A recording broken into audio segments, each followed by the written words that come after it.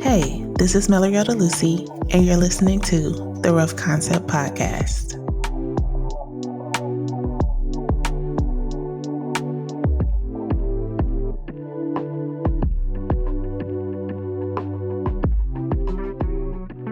As I spiraled down my daily TikTok hole, Kobe Campbell stopped me mid-scroll with this gem. Healing is not becoming the best version of yourself. Healing is letting the worst version of yourself be loved. I was in the middle of my latest collection, Let Her Be. It was inspired by the constant noise of society telling women how they should act, dress, live, and show up in the world. Let her be in her power, in community, in peace, in her beauty, in her freedom.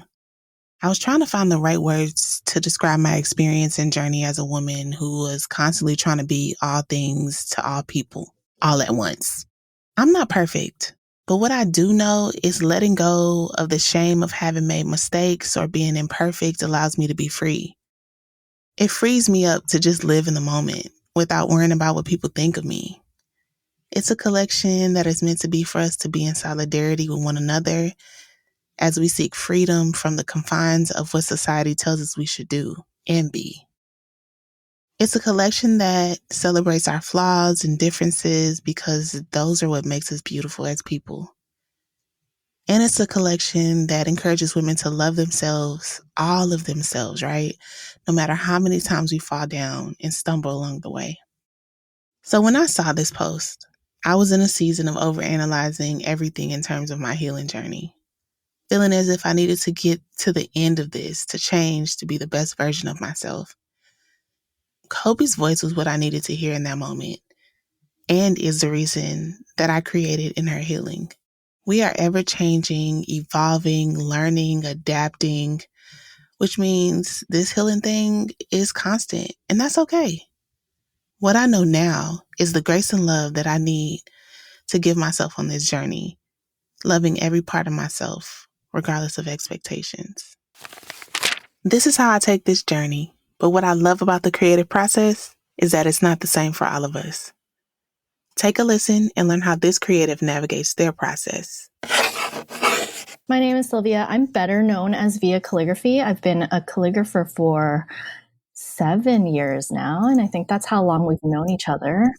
I say I'm better known as that just because I do have lots of creative things going on. I am a director of marketing during the day, so uniquely, I am a 9-to-5er. I work at an agency, and then everything that I'm doing creatively is kind of a side hustle or an add-on. The way I always introduce myself as ViaCalligraphy, though, is I initially, like right when I started my business, it wasn't even a business yet, it was when I did my jacket. So very abbreviated jacket story. Essentially, like my first project as like a beginner calligrapher was to write "Just Married" on the back of my favorite leather jacket for my small intimate wedding. And when I created that jacket, I don't know, after the wedding happened, I was like, there's not a lot I can do with it. I'm not going to keep it. So I decided to do that whole like release it to the world and see where it goes. And I put it up on a barter site in which you don't ask people for money for anything. You trade. So if I were like, I've got these great glasses, I don't like the pattern of them anymore, but I like yours, or like I'm looking for another one. It was like people like meeting at subway stations, meeting on street corners and just trading things. And that as like a community aspect, I was like, that's how I want to sell this jacket. Like I wasn't looking to make money from it. I kind of realized that everyone that wanted to borrow the jacket had a different wedding date. So I kept the jacket. Over this past 7 years, it's been to over 200 weddings in Toronto. The 200 is wild. Like it's a lot of people. The jacket, because I kept it like a pure project in that a lot of people will say like, why didn't you make a size, small, medium, large, extra large, and then start renting it for money? You could make lots of money. I was like, I'm not trying to start a fashion rental business here. I'm just trying to maintain my jacket, pass on the good vibes, and see where that goes. Maybe a little bit of that is like my marketing brain. On the other side of it, it's the side of me that's like, I like community and connection and whatever comes out of that. So it's continued to live on. And because of the press that I got when I had that project going on, it was initially like a lot of local newspapers, radio stations and stuff. But then we got covered by Huffington Post, Vogue, Brides Magazine, like we did a little viral video and everything. became a global project where there are other artists that I've helped start up the same project in different areas of the world. So it's in London, New York, many different cities in Canada. So Ottawa, Edmonton, Montreal, Vancouver. It's in Hong Kong. It's in Australia, even Hawaii. Like, so there's just like something about the connection there that's kind of like allowed me to get my exposure, my footing, my claim to fame, I guess it was, and allowed me to expand my business in a way that's been organic and had people find me either from the project or from other things. And then what I do now as a calligrapher is I work with brands, sometimes in retail, but more so in like PR and special events, doing customization. And jokingly, I'm a glorified name writer because essentially that's what I do at events. I have learned that I just always need to make something. I have to make something at all times, or like have some kind of project or something that I'm looking to create or thinking about creating that is really like nothing to do with trying to make money and, make a living. It took me a long time to get there to understand it was like the making things that's like just my general happiness and life satisfaction is just to be able to like make. It doesn't have to be for a purpose. Cause like I said before, it was like I was sewing something. You just said, you're knitting your sweater. Like I think that was my like COVID, like looking for a new hobby and making something.